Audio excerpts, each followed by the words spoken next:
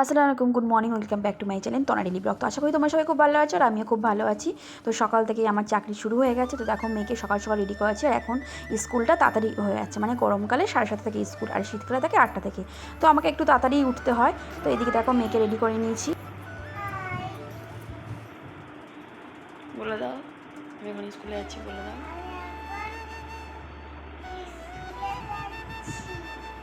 তো এখন দেখো ঘড়িতে বাজে 7টা আর আমি উঠি 6:20-তে। আর সকালে তো রোজা রেখে করতে করতে অনেকটা দেরি হয়ে যায়। এদিকে দেখো মেয়ে জুতো একা একা পড়ছে, যেহেতু ওকে একটু শেখাচ্ছি, যেহেতু চেষ্টা করছি ও একা একা একটু শেখে।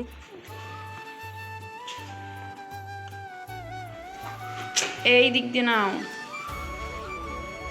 চলো তত হলো।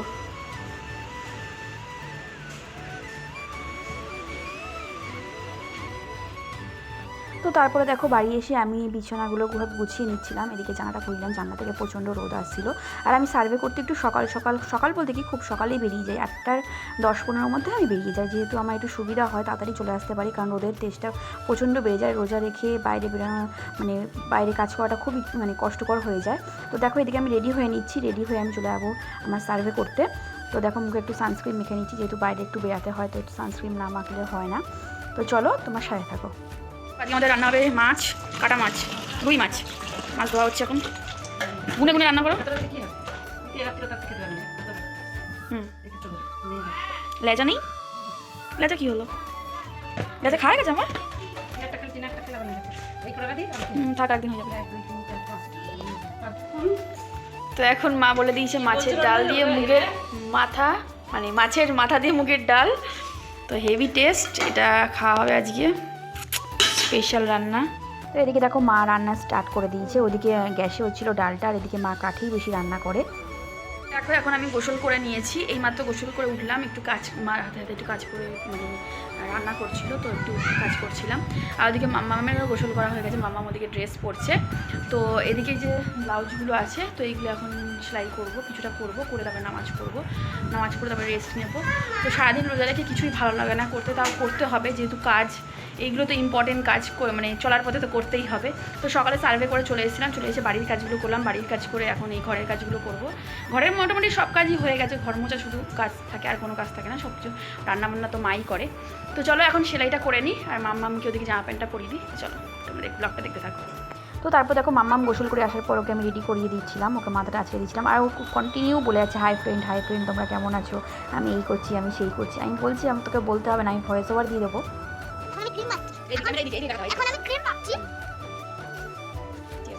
রান্না করেছি চলো তোমার সাথে শেয়ার করি। এখানে তোমাদের প্রথমেই দেখিয়েছি মাছের মাথা দিয়ে মুগ ডাল, এখানে আছে শুকনো মাছ দিয়ে, শুকনো মাছের ঝাল বলতে পারো, তো মারা যেহেতু খেয়ে নিয়েছে এই জন্য অল্প একটু আছে। আর এখানে আছে হচ্ছে তোমার রুই মাছ দিয়ে বেগুন। তো এই হচ্ছে যে দুপুরে মেনু। তো ফ্রেন্ড দেখো এখানে আমরা শুয়ে পড়েছি, ওদিকে মাম্মাম আর বড় মেয়ে শুয়ে পড়েছি, এখানে আমিও শুয়ে পড়েছি, নামাজ পড়েই শুয়ে পড়লাম। তো বিকালে উঠবো, তারপরে ইফতার বানাবো। তো চলো এখনকার মতো টাটা।